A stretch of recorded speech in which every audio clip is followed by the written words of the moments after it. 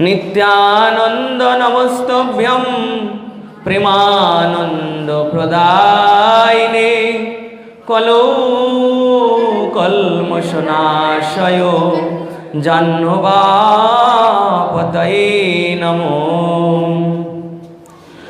जय श्री कृष्ण चैतन्य प्रभु नित्यानंद श्री अद्वैत गदाधर श्रीवासादि गौर भक्तवृंद।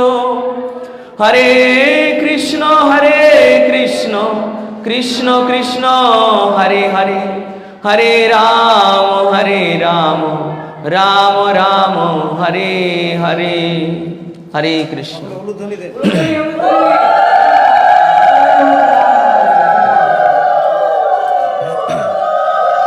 हरे कृष्ण कृष्ण कृष्ण हरे हरे, हरे राम राम राम हरे हरे।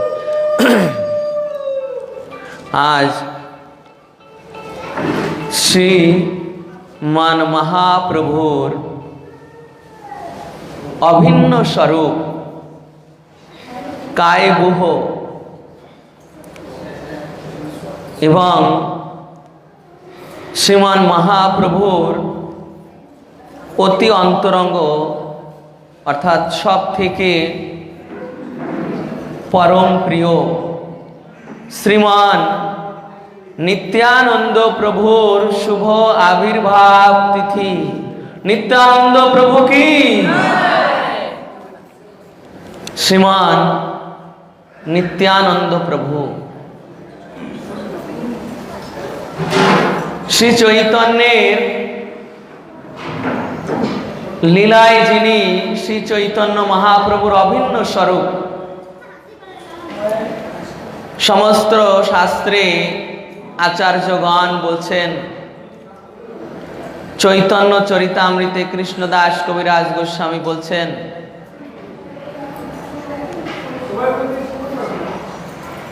এই যে শ্রীমান নিত্যানন্দ প্রভু তিনি কে শাস্ত্রে বর্ণন করা হয়েছে। হরে কৃষ্ণ হরে কৃষ্ণ।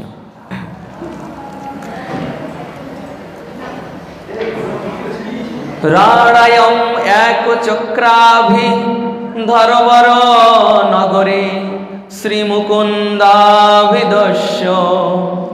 শ্রী শাণ্ডিল্যম্বরায় প্রকটিতানুযশ পণ্ডিত খ্যাতি ভাজা পদ্মাবত্যম গৃহিণ্যম দ্রুত কনক রুচি পুত্র ভাবেন জাত শ্রী নিত্যানন্দ নামাবধিহ বিদিত মেদিনী চক্রবালে।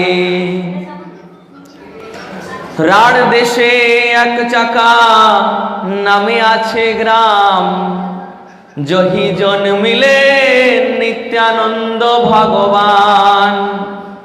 মৌড়েশ্বর নামে দেব আছে কত দূরে, যারে পুজিয়াছে নিত্যানন্দ হল ধরে। সেই গ্রামে বৈশে বিপ্র হাড়াই পণ্ডিত, মহাবীরক্তের প্রায়ে দয়ালু চরিত। তান পত্নী পদ্মা পদ্মাবতী নাম পতিব্রতা, পরমা বৈষ্ণবী শক্তি সেই জগন্মাতা। পরম উদার দুই ব্রাহ্মণ ব্রাহ্মণী, তার ঘরে নিত্যানন্দ জন্মিলায় আপনি। সকল পুত্রের জ্যেষ্ঠ নিত্যানন্দ রায়, সব সুলক্ষণ পূর্ণ দেখি নয়ন জোড়ায়। তো শ্রীমান নিত্যানন্দ প্রভুর আবির্ভাব স্থান এই একচক্রা ধাম। আমরা গতদিন দুর্গাপুর মন্দির থেকে প্রায় 90 জন ভক্ত নিয়ে সেখানে দর্শন করতে গিয়েছিলাম নিত্যানন্দ প্রভুর একচক্রা ধাম।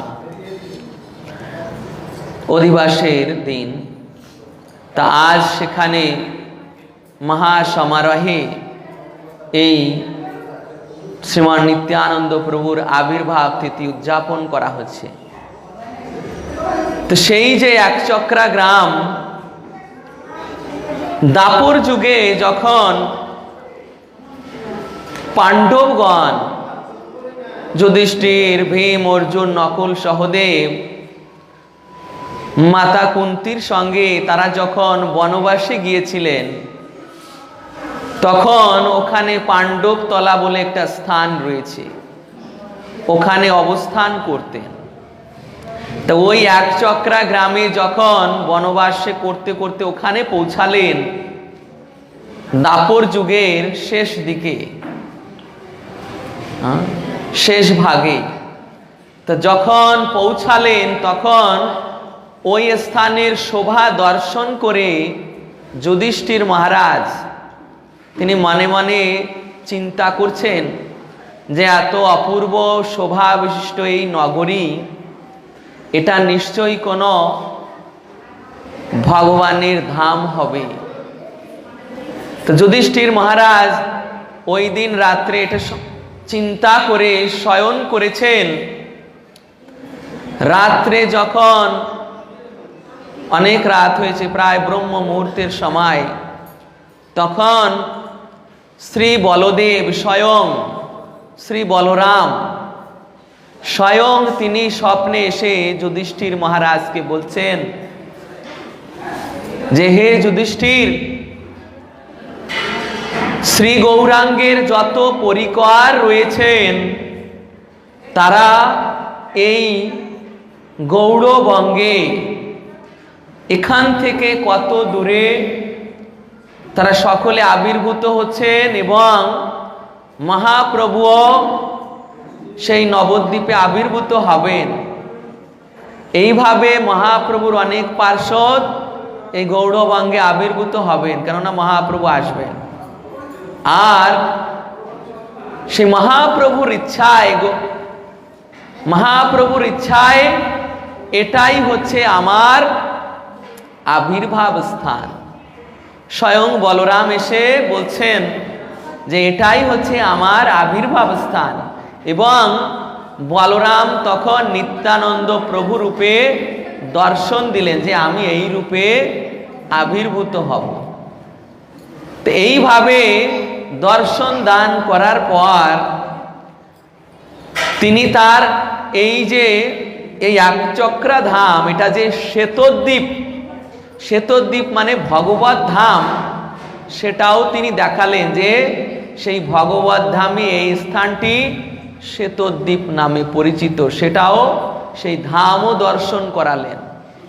এইভাবে যুধিষ্ঠির মহারাজকে এইভাবে স্বপ্নে দর্শন এবং কৃপা করার পর শ্রী বলরাম অন্তর্হিত হলেন।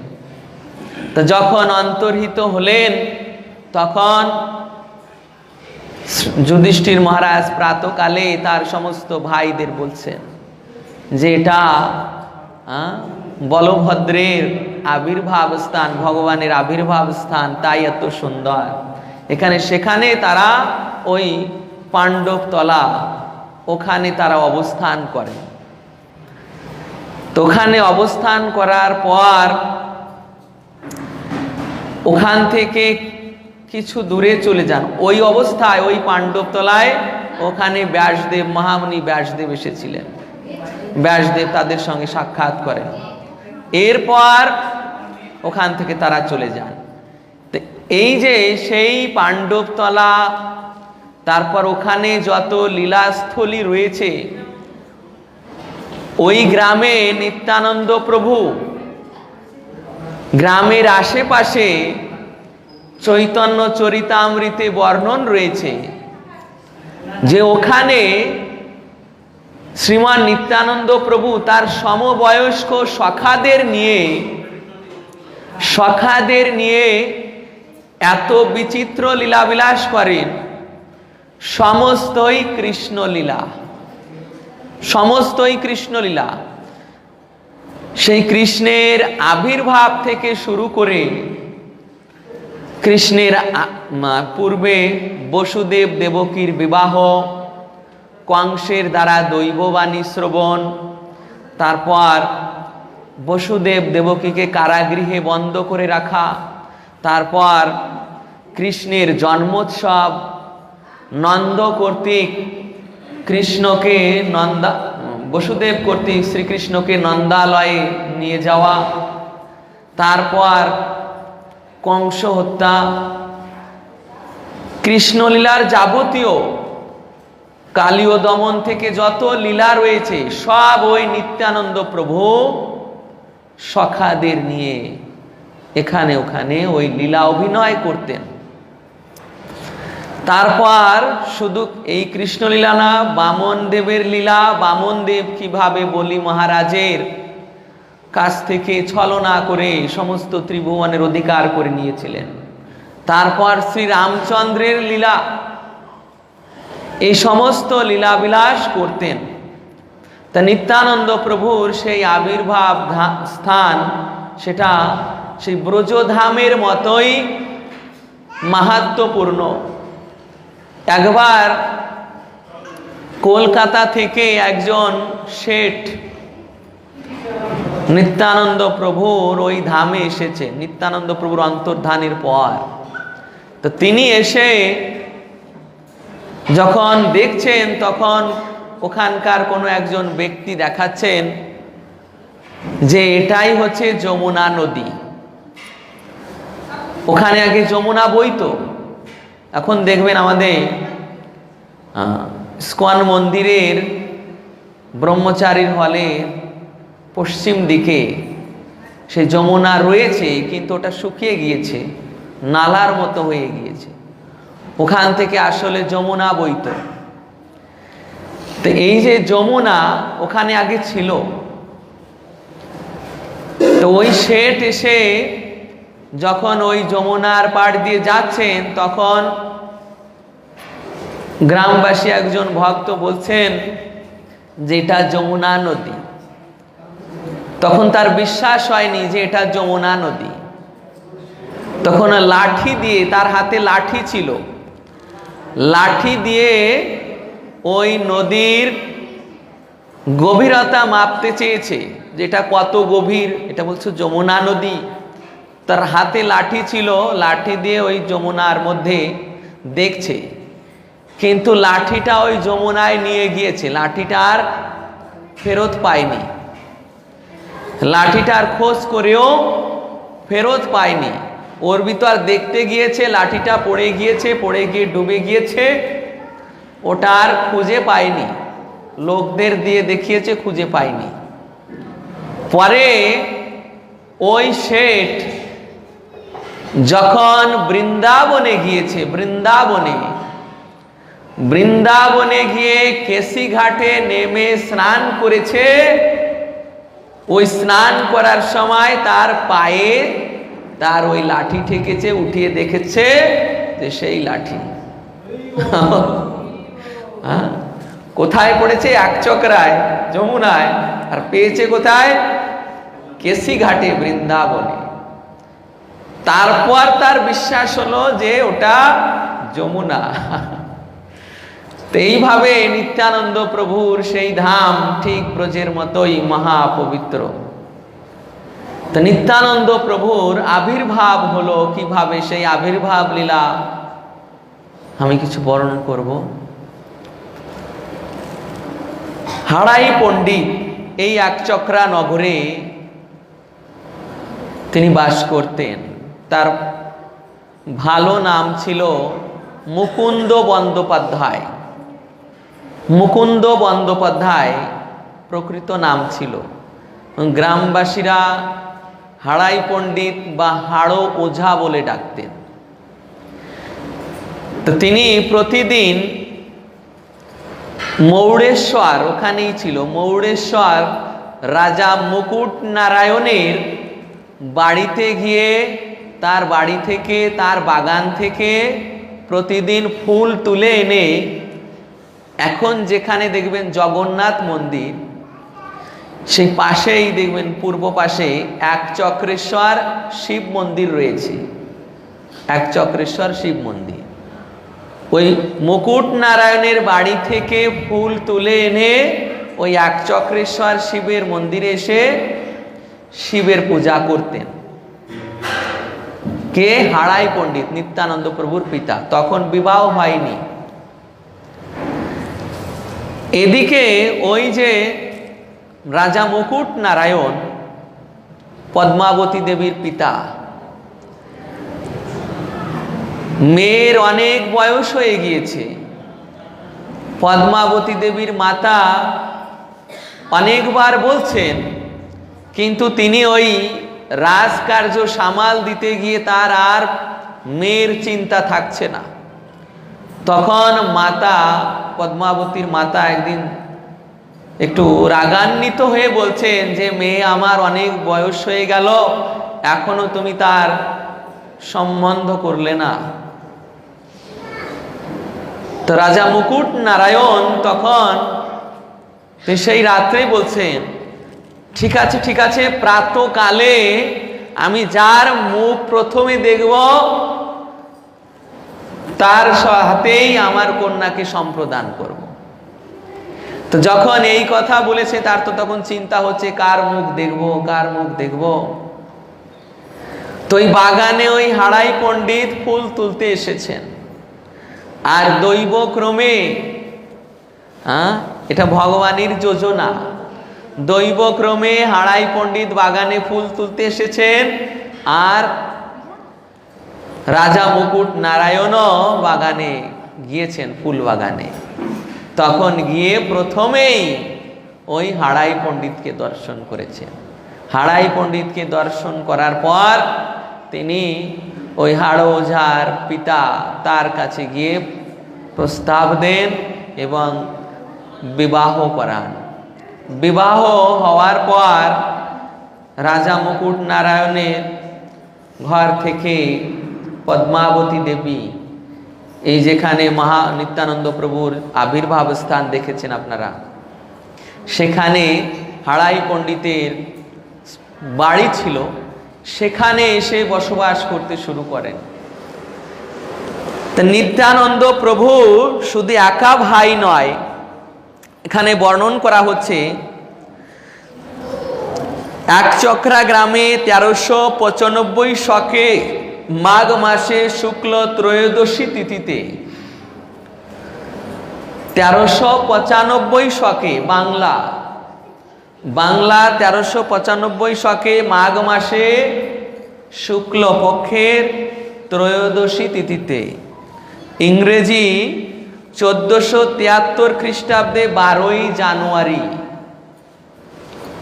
ইংরেজি হিসেবে পড়ছে 1473 খ্রিস্টাব্দের 12ই জানুয়ারি, জানুয়ারি মাসে নিত্যানন্দ প্রভু মধ্যাহ্ন সময়ে আবির্ভূত হন। কখন আবির্ভূত হন? মধ্যাহ্নে। মধ্যাহ্নে মানে এই দুপুরবেলা, দুপুরবেলায় আবির্ভূত হন। এই জন্য নিত্যানন্দ প্রভুর আমরা এই যে অভিষেক বা উপবাস পালন করি, এটা মধ্যাহ্ন পর্যন্ত, এবং এই দুপুরেই তার এই অভিষেক উদযাপিত হয়। তো নিত্যানন্দ প্রভু যে তার মাতা পিতাকে আশ্রয় করে এসেছেন, এই মাতা পিতা তার নিত্য মাতা পিতা। এমন নয় যে তিনি বারবার কারো গৃহে জন্মগ্রহণ করেন। তিনি যখন আসেন তার মাতা পিতা নির্ধারিত, এই মুকুন্দ বন্দ্যোপাধ্যায় এবং মাতা পদ্মাবতী দেবী।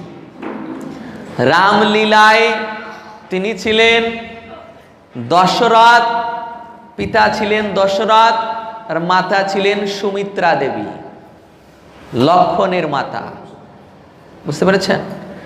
আর কৃষ্ণ লীলায় তিনি ছিলেন বলরাম, তার পিতা ছিলেন বসুদেব, তার পিতা ছিলেন বসুদেব, আর মাতা ছিলেন রোহিণী, রোহিণী দেবী। এই যে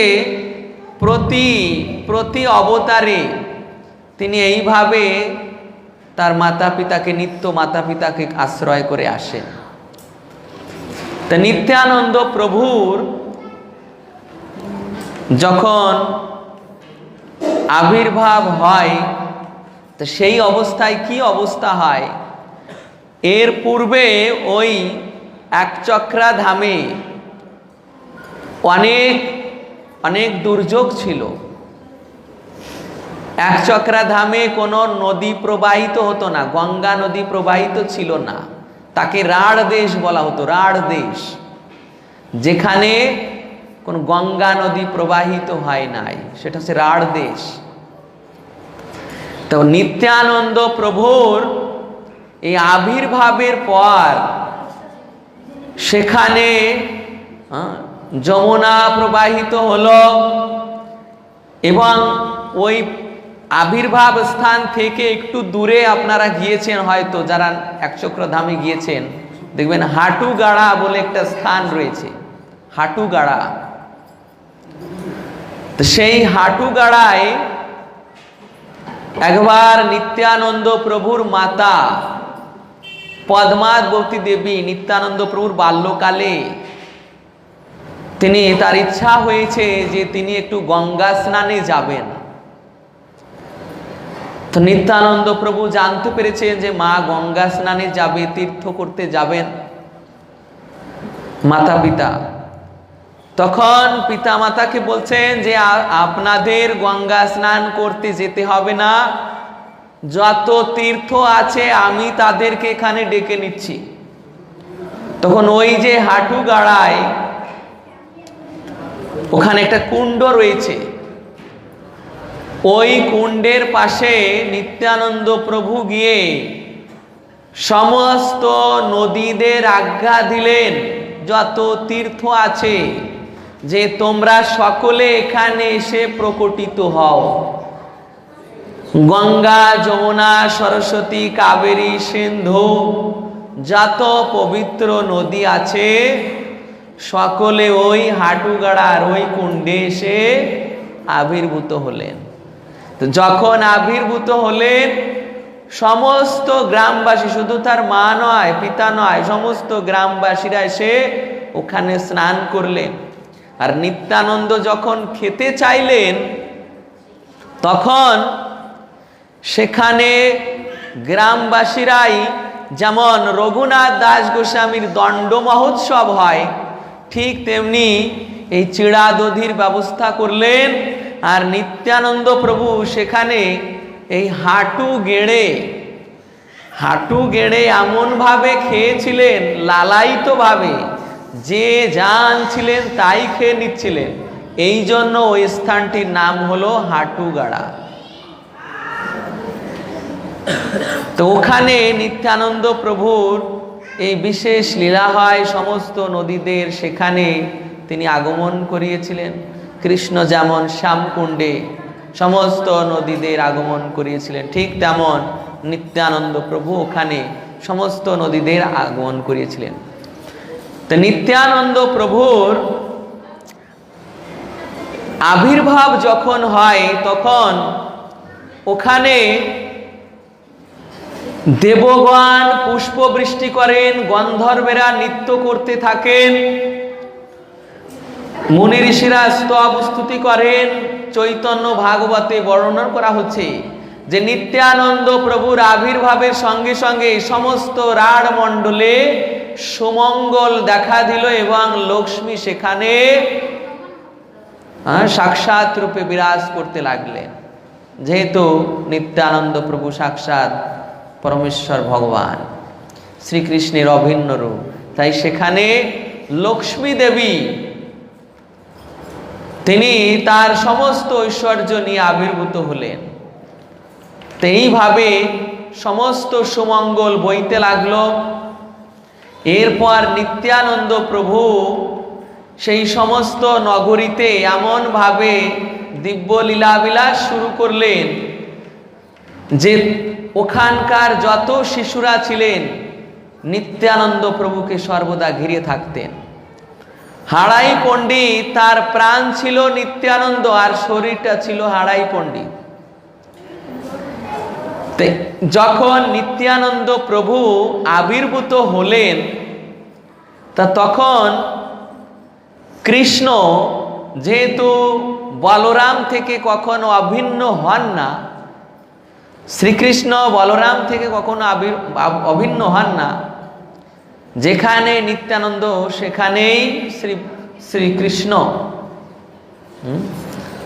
গৌর সুন্দর সম্পর্কে বলা হয়েছে শ্রী চৈতন্য চরিতামৃতে যে মহাপ্রভু সর্বদা 4টি স্থানে অবস্থান করেন।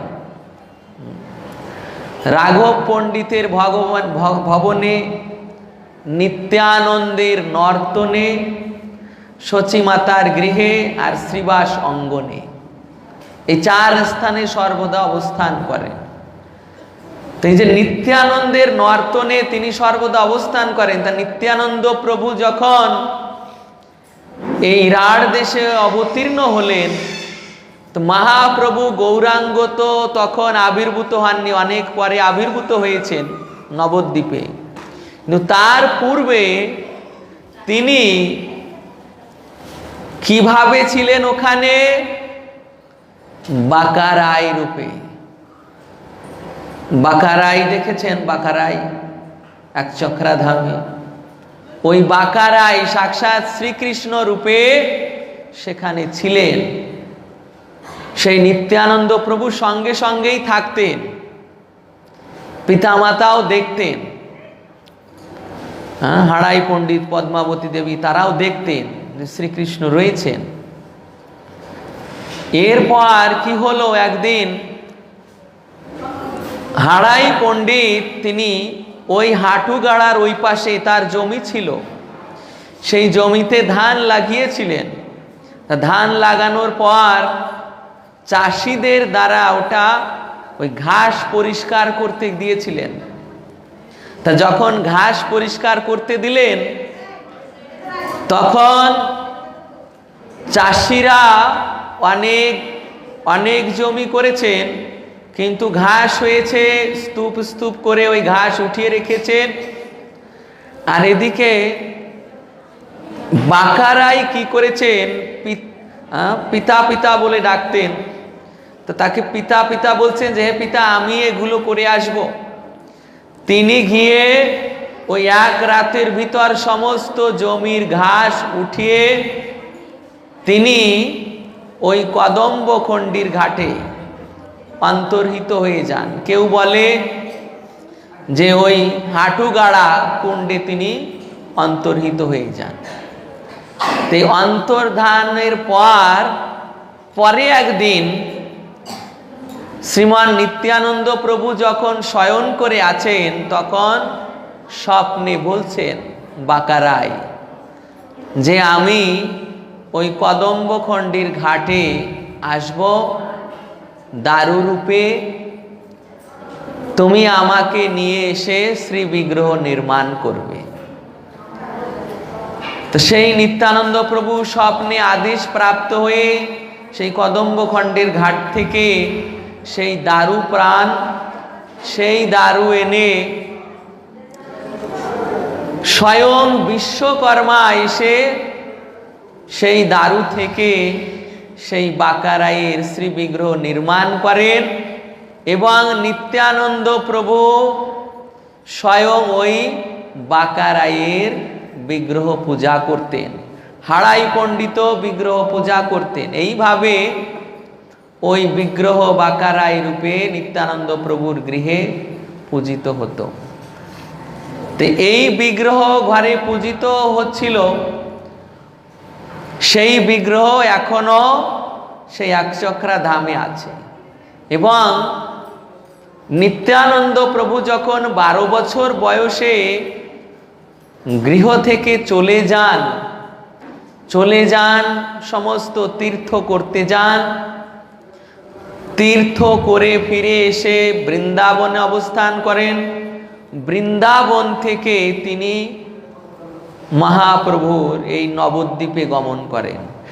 এর পূর্বে কিন্তু নিত্যানন্দ প্রভু নবদ্বীপে গমন করেননি। সারা ভারতবর্ষ ভ্রমণ করেছেন, কিন্তু নবদ্বীপে যাননি। কেন? নবদ্বীপে গৌরসুন্দর যখন প্রকাশিত হবেন তখনই তিনি যাবেন, এটাই নিশ্চিত করেছিলেন। তাই এর আগে তিনি যাননি। তো এর আগে ওই সমস্ত তীর্থ পরিভ্রমণ করে এসে বৃন্দাবনে, এখন যেখানে ইমলিতলা, সেই ইমলিতলায় অবস্থান করতেন আর মাঝে মাঝে গিয়ে গোবর্ধনে থাকতেন। তো এই যে তিনি যখন নবদ্বীপে প্রবেশ করেন, নবদ্বীপে নন্দনাচার্যের সঙ্গেই তার প্রথম দেখা হয়। আমরা যেখান থেকে প্রভুপাদ ঘাটে যাই গঙ্গায়, ওর পাশেই একটু দূরে ওর পাশেই রয়েছে নন্দনাচার্যের ভবন, গৌর নিত্যানন্দের মিলনস্থান। ওখানেই প্রথমে এসে নিত্যানন্দ প্রভু নন্দনাচার্যের গৃহে অবস্থান করেন। মহাপ্রভু শ্রীবাস ঠাকুরকে আর হরিদাস ঠাকুরকে খুঁজতে পাঠিয়েছেন যে একজন মহাপুরুষ এসেছেন আমাদের গ্রামে, যাও শ্রীবাস, তুমি তাদের দেখে নিয়ে এসেছো, কোথায় তিনি আছেন। শ্রীবাস ঠাকুর আর হরিদাস ঠাকুর সমস্ত নবদ্বীপ খুঁজেও পেলেন না। বিকালে যখন ফিরে এলেন তখন মহাপ্রভু নিয়ে গেলেন নন্দনাচার্যের ভবনে। তখন নন্দনাচার্যের ভবনে গিয়ে দুই ভাইয়ের মিলন হলো। এই যে দুই ভাইয়ের মিলন হলো, নিত্যানন্দ প্রভু তখন জিজ্ঞাসা করছেন মহাপ্রভুকে দর্শন করে অত্যন্ত আনন্দিত হয়েছেন। নিত্যানন্দ প্রভু মনে মনে চিন্তা করছেন যে এই কি আমার সেই ভগবান শ্রীকৃষ্ণ? হ্যাঁ, কৃষ্ণ তো শ্যাম, এ কেন এখানে এসে গৌর হয়েছে? এই কি আমার সেই শ্রীকৃষ্ণ? এই যদি শ্রীকৃষ্ণ হবে, শ্রীকৃষ্ণ তো শ্যাম বর্ণ, শ্রীকৃষ্ণ এখানে এসে কেন গৌর বর্ণ হলো?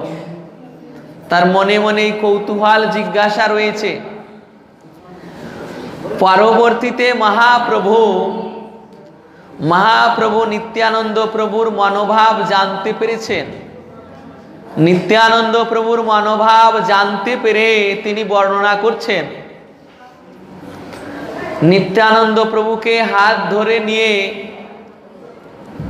ধরে নিয়ে তিনি শ্রীবাস ঠাকুরের বাড়িতে এসে বিষ্ণু মন্দিরে প্রবেশ করেছেন। বিষ্ণু মন্দিরে প্রবেশ করে দরজা বন্ধ করে দিয়েছেন। দরজা বন্ধ করার পর বলছেন, দেখো শ্রীপাদ, তোমার মনের এই সন্দেহ নিরসন করার জন্য আমি আমার সমস্ত স্বরূপ প্রকাশ করছি। এই বলে মহাপ্রভু প্রথমে ষড়ভুজ ধারণ করলেন। ষড়ভুজ, উপরের দুই হাতে শঙ্খচক্র, নিচের দুই হাতে গদা পদ্ম, আর মাঝখানের দুই হাতে বংশী। তো ষড়ভুজ যখন ধারণ করলেন, নিত্যানন্দ প্রভু দেখছেন যে শ্রীকৃষ্ণের ঐশ্বর্য রূপ। তখন আবার ওই উপরের শঙ্খচক্র অন্তর্হিত হয়ে গেল, নিচের গদা পদ্ম অন্তর্হিত হয়ে গেল, শুধু মাঝখানের দুই হাত বংশী ন্যস্ত ধরো। এই বংশী বিভূষিত করাম্ভুজ দর্শন করে নিত্যানন্দ প্রভু বুঝতে পারলেন যিনি মাধুর্য ঘন বিগ্রহ শ্রীকৃষ্ণ, এবং সঙ্গে সঙ্গে ঐশ্বর্য সমন্বিত শ্রীনারায়ণ। ঐশ্বর্য রূপ এবং মাধুর্য বিগ্রহ। তখন মহাপ্রভুকে এই রূপে দর্শন করে শ্রীমান নিত্যানন্দ প্রভু তিনি বিস্মিত হয়েছেন যে এখানে দেখো গৌর সুন্দর এসে কোন রূপ ধারণ করেছেন। সেই গৌর সুন্দরের রূপ বর্ণন করছেন নিত্যানন্দ প্রভু স্বয়ং। ঊর্ধ্বস্তেন ভুজদ্বয়েন মুরলীম সাদ্ররত্নখচিতম দধন মধ্যস্থেন গদাধর বরী সরোজজাতে তদোবর্তিনা মূর্ধ্নাসন মুকুটম বনস্রজর মুরদেশেন কণ্ঠেন চ শ্রীমৎ কৌস্তব মক্ষিতেন ভগবান পদ্মাবতী শুনুনা। শ্রী গৌরাঙ্গের রূপ দর্শন আদি করে নিত্যানন্দ প্রভু শ্রী গৌরাঙ্গের বর্ণনা করেন। তা বর্ণনা করে তিনি বলছেন যে কৃষ্ণ তো শ্যাম বর্ণের ছিল, কেন এই রূপ হলো? নিত্যানন্দ প্রভুর মনে মনে কৌতূহল হয়েছে। মহাপ্রভু দর্শন দিলেন। দর্শন দেওয়ার পর শ্রীমান মহাপ্রভু তার সমস্ত সন্দেহ দূর করলেন, যে নিত্যানন্দ প্রভু আশ্বস্ত হলেন যে শ্রীকৃষ্ণ স্বয়ং। তারপর নিত্যানন্দ প্রভু যখন উচ্চস্বরে কীর্তন করছেন, দেখো দেখো ব্রজের কানাই, ব্রজের কানাই এখানে এসে গৌর হয়েছে, কিন্তু গৌর হয়েছে তার অঙ্গকে ঢেকে রেখেছে। ব্রজের কানাই এখানে এসে গৌর হয়েছে, সেই কৃষ্ণ এখানে এসে গৌর হয়েছে, তা তার অঙ্গকে ঢাকা দিয়ে রেখেছে। দেখো দেখো। তখন মহাপ্রভু বলছেন, চুপ করো নিতাই, চুপ করো, এখন এই পর্দা ফাঁস করো না। তুমি জেনেছো এইভাবে, এখন এটা অন্য কাউকে জানতে দিও না যে মহাপ্রভু অন্য কারো দ্বারা ঢাকা। তো এইভাবে গৌর নিত্যানন্দের মিলনের পর সেখানে নিত্যানন্দ প্রভু অসংখ্য লীলাবিলাস করেন। লীলাবিলাস করার পর শ্রীমান মহাপ্রভু যখন পুরী ধামে চলে যান, সেই পুরী ধামে গিয়ে নিত্যানন্দ প্রভু অবস্থান করতেন। তো পুরী ধামে তিনি একবার জগন্নাথের বেদিতে উঠে গিয়েছেন, যে তিনি যে বলরাম, তিনি জগন্নাথের বেদিতে উঠে গিয়েছেন নিত্যানন্দ প্রভু স্বয়ং। তো জগন্নাথের বেদিতে উঠে ওই বলরামের আসনে যেতে গিয়েছেন, বলরামের সামনে। আর তখন বলরামের যে পাণ্ডারা তারা ধরে ফেলেছেন, হাত ধরতে গিয়েছেন। যখনই হাত ধরতে গিয়েছেন নিত্যানন্দ প্রভুর, তখন ওই পাণ্ডা এমন ভাবে ঘুরতে ঘুরতে, মানে মনে করুন যে কারেন্টে শর্ট খেয়েছে, কারেন্টে শর্ট খাওয়ার মতো এমন ভাবে ঘুরতে ঘুরতে 3-4 হাত দূরে গিয়ে পড়েছেন। যখনই নিত্যানন্দ প্রভুকে স্পর্শ করেছে, তখনই এইভাবে শর্ট খেয়ে 3-4 হাত দূরে গিয়ে পড়েছেন। পড়ার পর উঠে দাঁড়িয়ে চিন্তা করছেন যে আমি যদি কোনো হাতি ধরে রাখি, ওই পাণ্ডা চিন্তা করছেন যে আমি যদি কোনো হস্তি ধরে রাখি, সে হাতিও আমার কাছ থেকে ছাড়াতে পারবে না। আর এই অবধূতকে আমি ধরতে গেলাম, আর আমি এইভাবে 3-4 হাত দূরে ছটকে গিয়ে পড়লাম, তাহলে তো উনি কোনো সাধারণ ব্যক্তি নয়। ওই পাণ্ডা ওখানে দাঁড়িয়ে দেখছেন। নিত্যানন্দ প্রভু জগন্নাথের বেদিতে উঠলেন। বেদিতে উঠে বলরামের সামনে গিয়ে বলরামের গলার থেকে, বলরামকে স্পর্শ করে বলরামের গলার থেকে মালা খুলে নিজের গলে পরিধান করে বলরামের সামনে বসে পড়লেন। তখন বলরামের সামনে বসে পড়লেন, তখন পাণ্ডারা চিন্তা করছেন যে যদি কোনো সাধারণ ব্যক্তি বা সাধারণ মানুষ বলরামকে স্পর্শ করে তাহলে তার প্রাণ থাকবে না, তাহলে সে ওখানেই মারা যাবে। আর এই অবধূত বলরামকে স্পর্শ করেছে, বলরামের গলার থেকে মালা খুলে নিজের গলায় পরিধান করেছে, আবার বলরামের সামনেই ওই বেদিটা শালিগ্রাম দিয়ে করা। শালিগ্রাম, বুঝতে পারছেন? ওই বেদিটা সাক্ষাৎ শালিগ্রাম দিয়ে করা। শালিগ্রাম হচ্ছে সব বিষ্ণু তত্ত্ব, ওই যে নারায়ণ শিলা, ওই নারায়ণ শিলা দিয়ে ওই বেদি করা। ওই বেদির উপর কোনো সাধারণ মানুষ উঠতে পারে না। তো সেই বেদিতে ওই জগন্নাথ বলদেব সুভদ্রা অবস্থান করেন, শালিগ্রাম দিয়ে করা। আর ওখানে নিত্যানন্দ প্রভু উঠেছেন, উঠে বলরামকে স্পর্শ করেছেন, বলরামের গলার থেকে মালা খুলে নিজে পরে বলরামের সামনে পিছন ফিরে বসেছেন। পাণ্ডারা পূজারীরা সব দেখছে, দেখে চিন্তা করছেন যদি কোনো সাধারণ ব্যক্তি হতেন তাহলে তার দ্বারা এইভাবেই বলরামকে স্পর্শ করে প্রাণ ধারণ করে রাখা সম্ভব হতো না। তাই সকলে নিশ্চিত করলেন ইনি কোনো মহাপুরুষ। এইভাবে চলে যাওয়ার পর পরবর্তীতে নিত্যানন্দ প্রভু যখনই ওখানে আসতেন, ওই পূজারী পাণ্ডারা আগের থেকেই অবধূত নিত্যানন্দ প্রভুকে দেখলেই মালা নিয়ে তৈরি থাকতেন, মালা নিয়ে রেডি থাকতেন। কখন ওই অবধূত আসছে তাকে আগে গিয়ে প্রণাম করতেন, ওই মালা পরাতেন। তো এইভাবে নিত্যানন্দ প্রভু পুরী ধামে লীলা করছেন মহাপ্রভুর সঙ্গে।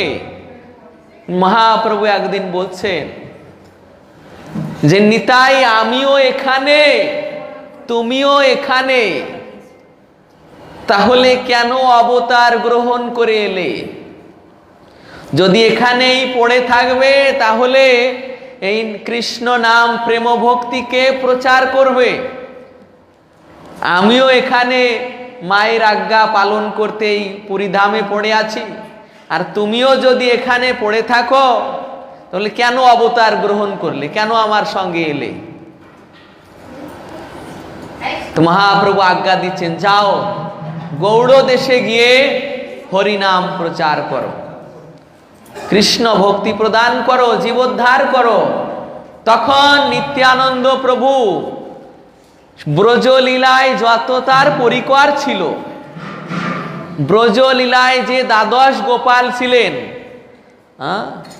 অভিরাম ঠাকুর, এই লীলায় অভিরাম ঠাকুর, তিনি হচ্ছেন শ্রীদাম, সুন্দরানন্দ ঠাকুর, মহেশ পণ্ডিত, এনাদের নিয়ে নিত্যানন্দ প্রভু, গদাধর দাস, এনাদের নিয়ে এই গৌড়ে চলে আসেন। নবদ্বীপে এসে তারপর নবদ্বীপ থেকে খড়দহে, এই পানিহাটির ওই পার খড়দহ, সেই খড়দহে অবস্থান করতে থাকেন। এবং ওই খড়দহে থাকাকালীনই কিছু দূরে সূর্যদাস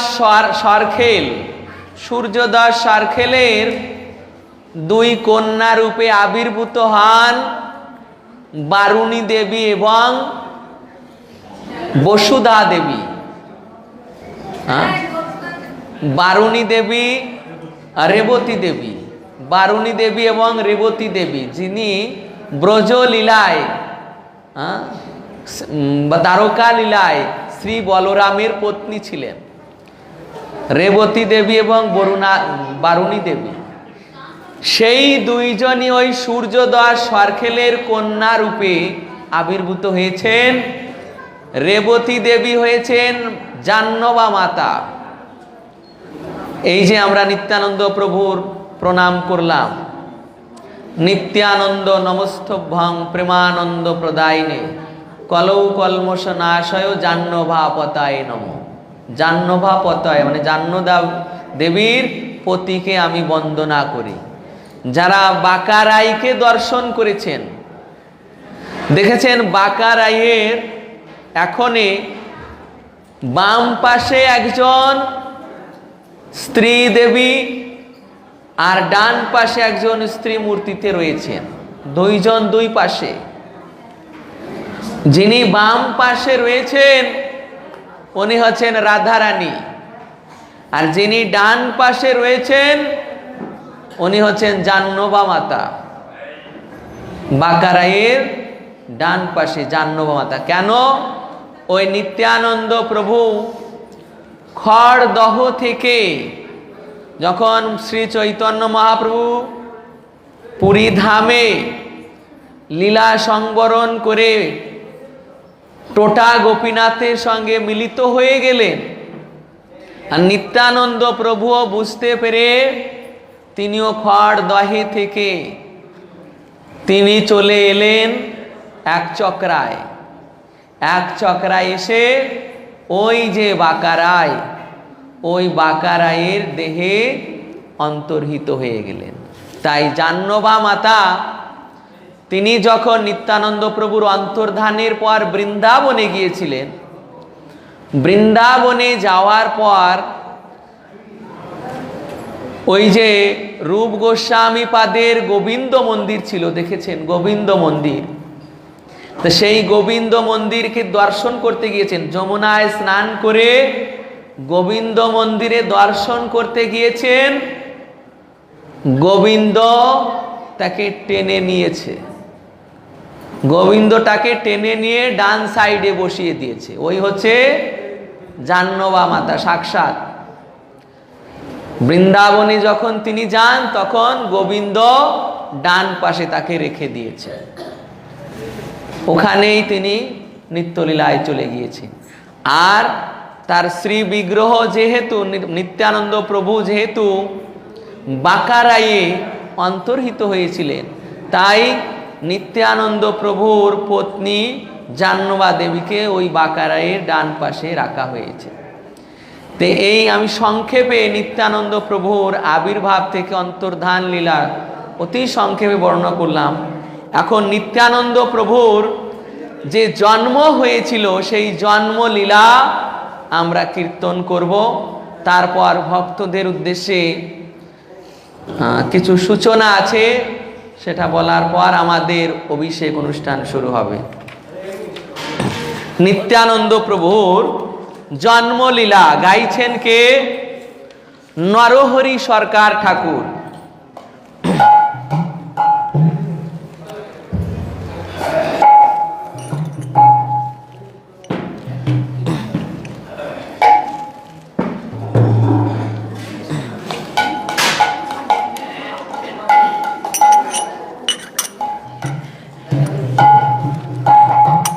হরে কৃষ্ণা হরে কৃষ্ণা হরে কৃষ্ণা হরে কৃষ্ণা কৃষ্ণ কৃষ্ণ হরে হরে, হরে রাম রাম রাম হরে হরে।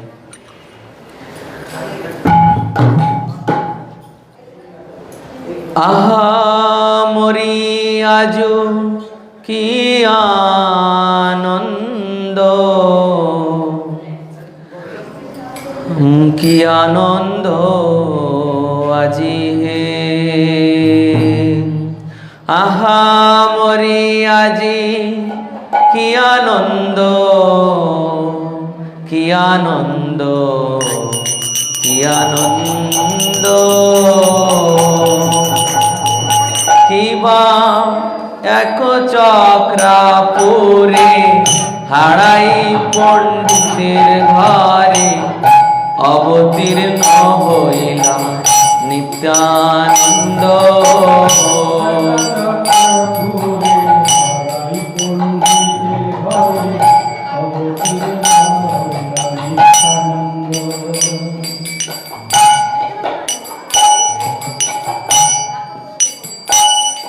অতি সুকোমল তনু প্রেমরবণিত জনু, অতি সুকোমল তনু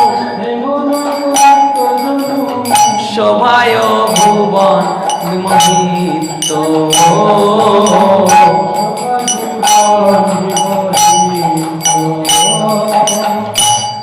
আজ কি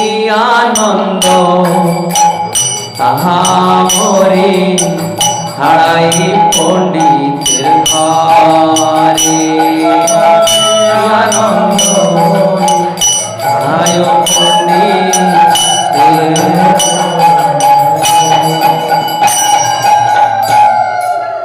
পুত্র মুখ নিরখিয়া উল্লাসে না ধরে হিয়া, পুত্র মুখ নিরখিয়া উল্লাসে না ধরে হিয়া, পুত্র মুখ নিরখিয়া উল্লাসে না ধরে হিয়া, উল্লাসে না ধরে হিয়া,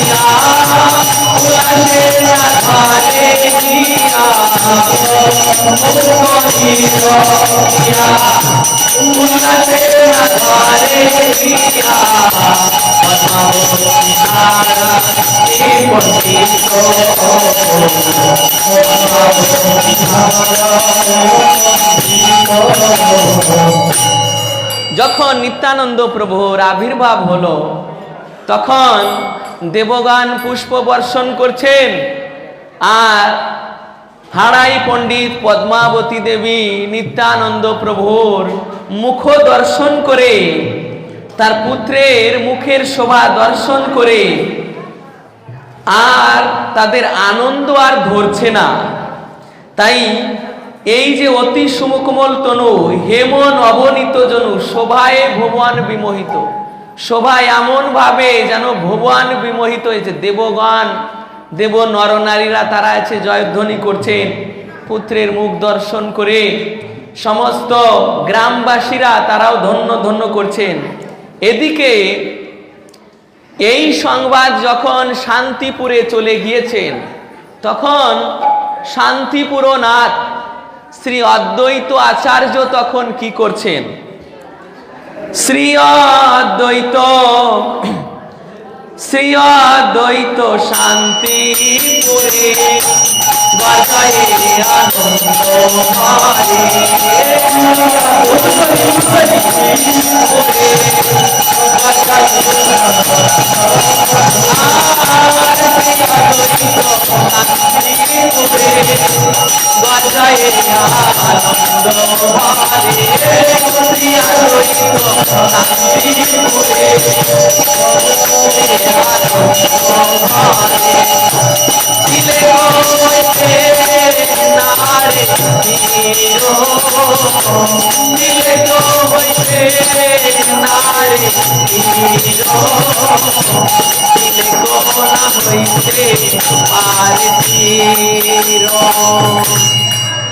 যখন এই সংবাদ অদ্বৈত আচার্য প্রভু শান্তিপুরে অন্তর্যামী রূপে পেলেন যে কে এসেছে, বলবীর এসেছে, বলবীর এসেছে, তখন অদ্বৈত শান্তিপুর থেকে হুঙ্কার দিচ্ছেন। হুঙ্কার, হুঙ্কার মানে কৃষ্ণ নামে, হরে কৃষ্ণ।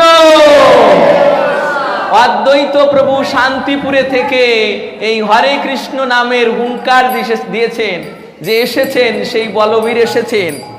আর তিনি এই বলবীরের আগমন সহ্য করতে না পেরে বাড়িতে হরিদাস ঠাকুরকে নিয়েই নৃত্য শুরু করেছেন।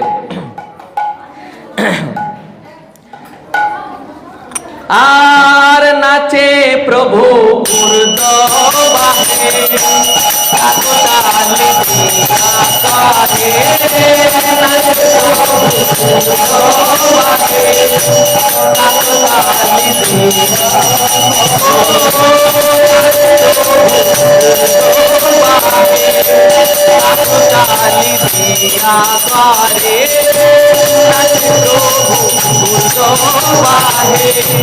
কাকতালি দিয়া করে আনিলু আনিলু বলো বীর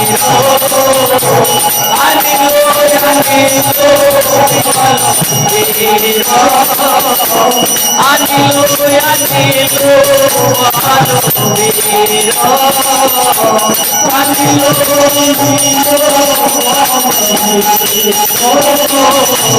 আনিলু বলবীর আনিলু আনিলু বলবীর আনিলু আনিলু বলবীর বলবীরকে নিয়ে এসেছি। বলবীর মানে বলভদ্র, বলরাম, কৃষ্ণের বড় ভাই বলরামকে নিয়ে এসেছি, বলবীরকে নিয়ে এসেছি। তাই এই আনন্দে তিনি কারো কাছে প্রকাশ করছেন না যে তিনি এই হঠাৎ মধ্যাহ্ন সময়ে কেন ঊর্ধ্ববাহু করে নৃত্য করছেন, কারো কাছে প্রকাশ করছেন না। প্রকাশ না করে তিনি তো জানতে পারছেন যে এনেছেন, তাই দুহাত তোলে নৃত্য করছেন আর কৃষ্ণ নাম করছেন আর হুহুঙ্কার করছেন। আর তার এই অবস্থা দর্শন করে গ্রামবাসীরা চিন্তা করছেন যে অদ্বৈত এই ভর দুপুরে কেন ঊর্ধ্ববাহু করে নৃত্য করছেন, কি পাগল হয়ে গেল? এদিকে অদ্বৈত প্রভু নৃত্য করছেন, ওদিকে ব্রহ্মা আদি দেবতাগণ চলে এসেছেন। ব্রহ্মা আদি দেবগণ করে পুষ্প বরিশান, ব্রহ্মা আদি দেবগণ করে পুষ্প বরিশান। জয় জয় ধ্বনি অনিবার, জয় জয় ধ্বনি উলুধ্বনি উলুধ্বনি, জয় জয় ধ্বনি অনিবার, জয় জয় ধ্বনি অনিবার।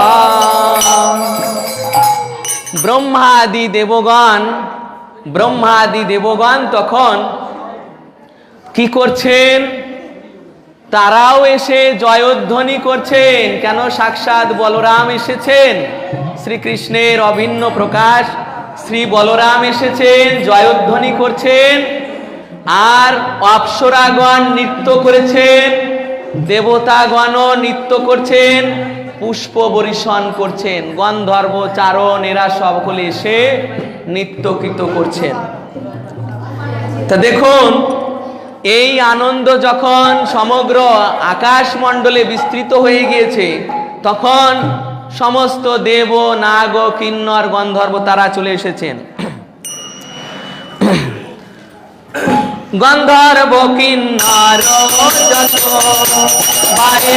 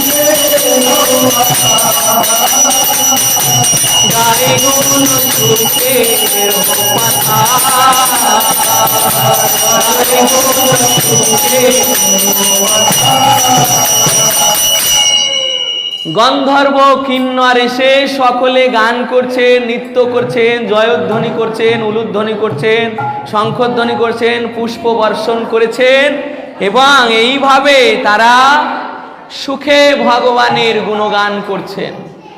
হরে কৃষ্ণ।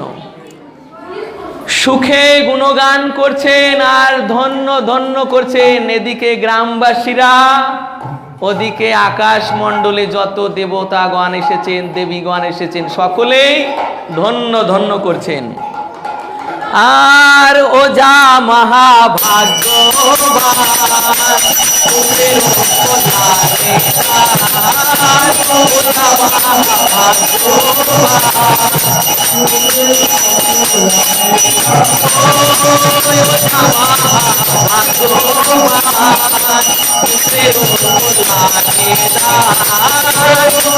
মহাভাগ্যবান,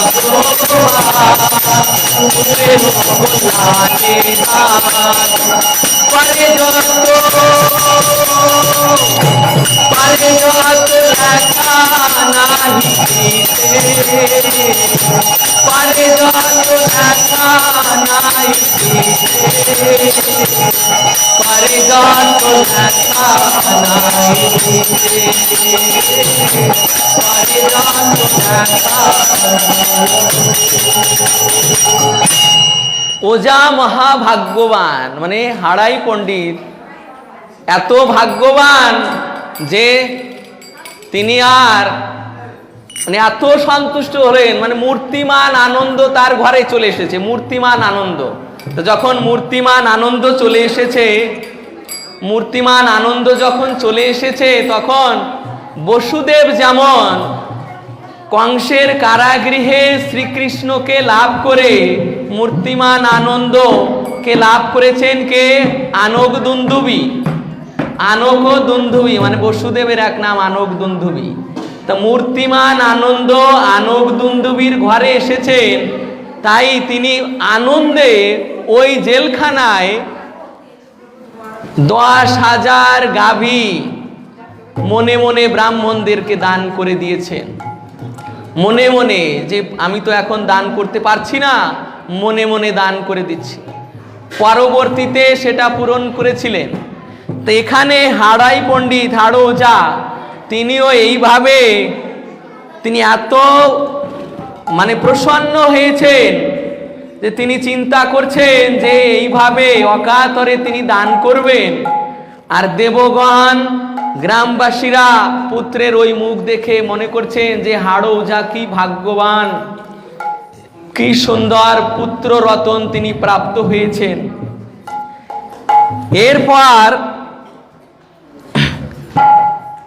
এরপর এই যে তিনি মনে মনে দান করছেন, এই মনে মনে দান করার পর তার গৃহে ওই দেবীরা, দেব দেবতা ব্রাহ্মণের মূর্তি ধারণ করে, দেবীরা ব্রাহ্মণীর মূর্তি ধারণ করে ভেট নিয়ে আসছেন, মানে উপহার নিয়ে আসছেন। উপহার নিয়ে আসছেন, এদিকে গ্রামবাসীরা উপহার নিয়ে আসছেন। এত ভিড় হয়েছে যে কেউ কাউকে চিনতে পারছে না যে ইনি দেবী কি দেবতা, কারণ ব্রাহ্মণের রূপ ধারণ করে আসছেন। আর কত না যৌতুক লইয়া লোক সঙ্গে আসে যাইয়া, কত না যৌতুক লইয়া লোক আসে যাইয়া, কত না যৌতুক লইয়া লোক আসে যাইয়া, কত না যৌতুক লইয়া আসে যাইয়া। মহাবীর গীতে তুমি মহাবীর গীতে মহাবীর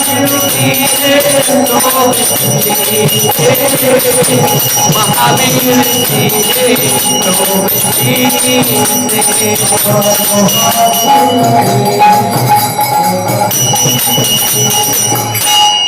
কত না যৌতুক লইয়া, কত না যৌতুক লইয়া মানে এই যৌতুক কথাটা তো বিবাহের সময় প্রচলিত আছে। বিবাহের সময় পুত্র কন্যাকে যৌতুক দেওয়া হয়। তো এই যৌতুক মানে সেখানে উপহার, উপহার নিয়ে ওই পুত্রের মুখ দেখার জন্য গ্রামবাসীরা আসছেন। আর দেবতাগণ দেবীগণ তাদের কপালে ভগবানের দর্শন হয় না। বুঝতে পেরেছেন? দেব দেবতাদের কপালে ভগবানের দর্শন হয় না। ওই ভগবান যখন এই জগতে লীলা করতে আসেন তখন হয়। ভগবান যখন এই জগতে লীলা করতে আসেন তখন তাদের সেই সৌভাগ্য হয়। কিন্তু দেবতারা তো আকাশ মার্গ থেকে দর্শন করেন, তারা তো আর ধরিত্রীতে নামতে পারেন না। তাই ধরিত্রীতে নামার জন্য কি করলেন, ব্রাহ্মণ ব্রাহ্মণীর বেশ ধারণ করে ওই উপহার পিঠের উপরে চড়িয়ে নিয়ে আসছেন। তাই এই উপহার যখন পিঠের উপর চড়িয়ে নিয়ে আসছেন তখন ওই গৃহে প্রবেশ করতে গিয়ে মহা ভিড় হয়েছে, যে আমি একটু দর্শন করব, আমি একটু, সবাই লালায়িত হয়ে, মানে 33 কোটি দেবতা তারা সব এক স্থানে এসে খাড়া হয়ে রয়েছে, সকলে দর্শন করবেন ভগবানের। কেননা দেবলোকে ভগবানের দর্শন সম্ভব হয় না। আর এই সাক্ষাৎ ভগবান মানে কৃষ্ণের অভিন্ন প্রকাশ শ্রী বলদেবের দর্শন এ আরো বিরল, এবং এই একচক্রাধামে দর্শন অত্যন্ত বিরল। তাই সমস্ত দেব স্ত্রীরা তারা ব্রাহ্মণীর বেশে, দেবতাগণ ব্রাহ্মণ রূপে এখানে দর্শন করতে এসেছেন, তাই মহাভিড় হয়েছে। তাই এখন এই তিথির আরাধনা করা হচ্ছে। ধন্য ধন্য এই তিথি, আরে ধন্য রাড় মহিয়ার, ধন্য সে নক্ষত্রবার, ধন্য রাড় মহিয়ার,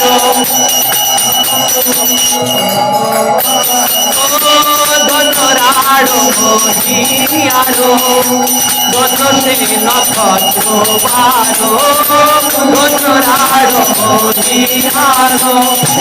হরি বল হরি বল। ধন্যবাদ শুক্লাত্রয় দোষী, ধন্যবাদ শুক্লাত্রয়, ধন্যবাদ শুক্লাত্রয় দোষী। হরি বল হরি বল। শুক্লাত্রয় দোষী, ধন্যবাদ শুক্লাত্রয় দোষী। ধন্য রাড় ধন্য মহি, এই রাড় দেশ ধন্য হলো। রাড় দেশ ধন্য হলো, শুধু রাড় দেশ নয়, এই মহি ধন্য হলো। মহি মানে এই পৃথিবী, শুধু মহি নয়, এই ব্রহ্মাণ্ড ধন্য হলো যে স্বয়ং নিত্যানন্দ প্রভু এখানে আবির্ভূত হয়েছেন। ধন্য সে নক্ষত্রবার, ধন্য সে নক্ষত্রবার মানে নক্ষত্রবার। এই নক্ষত্রের এক একজন দেবী আছেন, আর বারেরও এক একজন দেবী আছেন। তা আমাদের জন্মের সময় ওই নক্ষত্রবার দেখা হয় যে বাচ্চা শুভ দিনে জন্মগ্রহণ করলো নাকি অশুভ দিনে অশুভ নক্ষত্রে জন্মগ্রহণ করলো, তারপর তার কোষ্ঠী গণনা করা হয়। তো এই নক্ষত্রগুলো শুভ অশুভ প্রভাব ফল ফেলে। কিন্তু এই ভগবান যখন আবির্ভূত হন তখন এই নক্ষত্রগণ নিজেদের মঙ্গলের জন্য সমবেত হন। পার্থক্যটা দেখুন, আমাদের মঙ্গল নির্ভর করে নক্ষত্রদের অবস্থানের উপর, আর নক্ষত্রদের মঙ্গল তারা ওই ভগবানের আবির্ভাবের সময় এক হওয়ার জন্য চলে আসেন, তাদের নক্ষত্রদের মঙ্গলের জন্য। তাই এখানে বলছেন ধন্য রাড় দেশ, ধন্য মহি, ধন্য সে নক্ষত্রবার, সেই নক্ষত্র ধন্য, সেই বার ধন্য। ধন্য মাঘ শুক্লা ত্রয়োদশী, ধন্য এই মাঘ মাসের শুক্ল ত্রয়োদশী। কেন?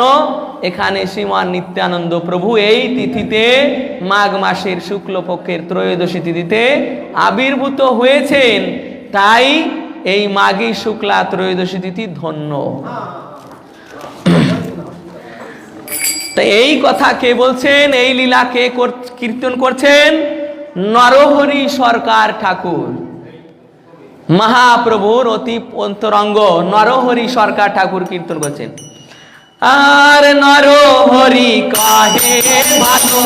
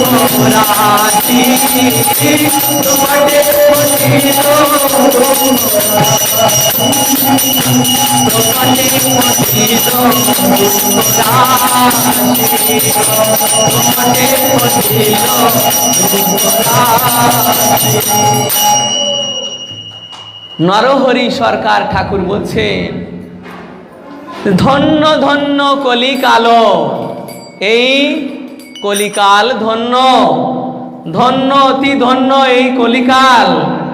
কেন ধন্য? নেই কলিকালে প্রেমদাতা নিতাই এসেছে, আর কোনো কলিকালে এই ব্রহ্মাণ্ডে নিতাই আসে না। হ্যাঁ, কৃষ্ণ লীলায় বলরাম হয়ে আসেন, কিন্তু বলরামের চেয়েও নিতাই অত্যন্ত দয়ালু। কেন? বলরাম অনেক শত্রু সংহার করেছেন অস্ত্র দ্বারা। বলরাম অনেক শত্রু সংহার করেছেন অস্ত্র দ্বারা। আর নিতাই অস্ত্র তো দূরের কথা, তিনি কাউকে আঘাত পর্যন্ত করেননি, কারো আঘাত পর্যন্ত সহ্য করেছেন, সহ্য করেও আঘাত করেননি, সহ্য করেও তাকে প্রেম দান করেছেন। তা এই হচ্ছে তার বিশেষ বৈশিষ্ট্য, যে নিজের দুঃখ ব্যথা আঘাত সহ্য করেও অন্যকে মান দেওয়া, সম্মান দেওয়া, অন্যকে সম্মান দেওয়া, এবং এর থেকেও বড় অন্যকে প্রেম প্রদান করা, কেননা তিনি সমর্থবান প্রেমদাতা। তাই সেই প্রেমদাতা নিত্যানন্দ প্রভু এই জন্য বলরামের থেকেও অধিক কৃপালু, কেননা তিনি ঘরে ঘরে গিয়ে যাচনা করে প্রেম প্রদান করছেন। বলো কৃষ্ণ, ভজ কৃষ্ণ, করো কৃষ্ণ শিক্ষা। ইহা এই যে কৃষ্ণ শিক্ষা, কৃষ্ণ বলা, কৃষ্ণ ভজনের উপদেশ, এই বলে তিনি জীবদের উপকার করছেন, প্রেম প্রদান করছেন। মহাপ্রভু জগাই মাধাইকে মারতে চেয়েছিলেন, তথাপি নিত্যানন্দ প্রভু তাদের মার খেয়েও তিনি নিজে কিছু না বলে তাদেরকে প্রেম প্রদান করেছিলেন। তো এইভাবে নিত্যানন্দ প্রভু হচ্ছেন মহাকারুণিক, মহাপ্রেমদাতা। তাই নরহরি সরকার ঠাকুর তার এখানে জয়ধ্বনি করছেন যে ধন্য ধন্য এই কলিকাল, অন্য কোনো কলিকালে নিতাই আসেন না, তিনি আসেন এই কলিকালে। তাই এই আশাতে সমস্ত ব্রহ্মাণ্ডের সমস্ত দুঃখ রাশি খণ্ডিত হয়েছে। কেন? তারা প্রেম প্রাপ্ত হওয়ার সুযোগ প্রাপ্ত হয়েছে। নরহরি কাহে ভালো, ধন্য ধন্য কলিকাল, নরহরি